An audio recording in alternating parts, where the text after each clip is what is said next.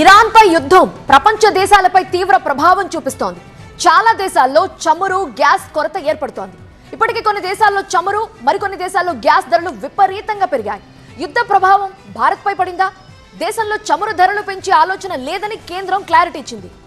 మరి గ్యాస్ పరిస్థితి ఏంటి? దేశంపై గ్యాస్ బాంబ్ పడనుందా? కర్ణాటక పరిస్థితి అన్ని రాష్ట్రాల్లో రానుందా? గ్యాస్ కొరతపై కేంద్రం నజర్ పెట్టిందా?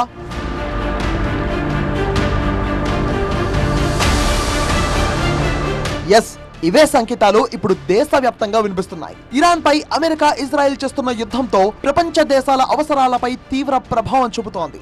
ముఖ్యంగా చమురు, గ్యాస్ కొరత చాలా దేశాలను వేధిస్తోంది. మన దేశంలోనూ యుద్ధ ప్రభావం ఉండబోతుందా? త్వరలోనే గ్యాస్ షార్టేజ్ రానుందా అనే భయాందోళనలు దేశవ్యాప్తంగా వ్యక్తమవుతున్నాయి. అందుకే గ్యాస్ సిలిండర్ బుకింగ్ పై కేంద్రం కీలక నిర్ణయం తీసుకుంది. వంట గ్యాస్ బుకింగ్ సమయం 25 రోజులకు పెంచింది. ప్రస్తుతం సిలిండర్ కు మధ్య ఉన్న బుకింగ్ గడువు 21 రోజులు కాగా దానిని 25 రోజులకు పెంచింది. సిలిండర్ కు కొరత ఏర్పడొచ్చన్న భయాలతో కొందరు ముందస్తుగా గ్యాస్ బుక్ చేసుకున్నారు. గతంలో సగటున 55 రోజులకోసారి సిలిండర్ బుక్ చేసుకునే వాళ్ళు ప్రస్తుతం 15 రోజులకే బుక్ చేస్తుండడం కేంద్ర దృష్టికి రావడంతో 21 రోజుల లాకిన్ నిబంధనను తీసుకొచ్చారు. ఆ గడువును 25 రోజులకు పెంచారు.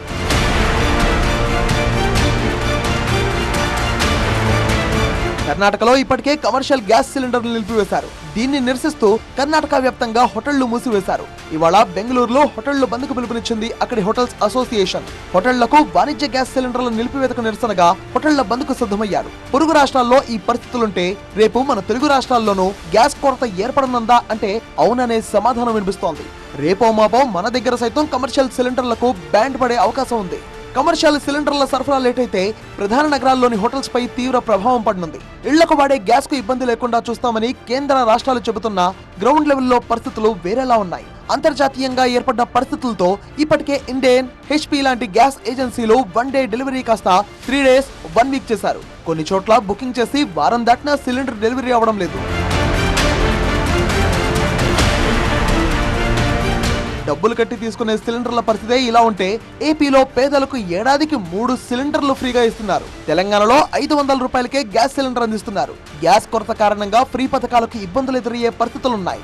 ఇప్పటికే ఇళ్లలో వినియోగించే వంట గ్యాస్ సిలిండర్ పై కేంద్రం ఇటీవలే 60 రూపాయలు పెంచింది. వాణిజ్య సిలిండర్లపై 114.5 రూపాయలు పెంచింది. ధర ఎక్కువైనా పర్లేదు, గ్యాస్ సిలిండర్ వస్తుందా అంటే అదే నమ్మకం లేదు. ఇరాన్ పై యుద్ధం ఇప్పటికే భారత్ ఎక్స్పోర్ట్స్ ను భారీగా దెబ్బతీసింది.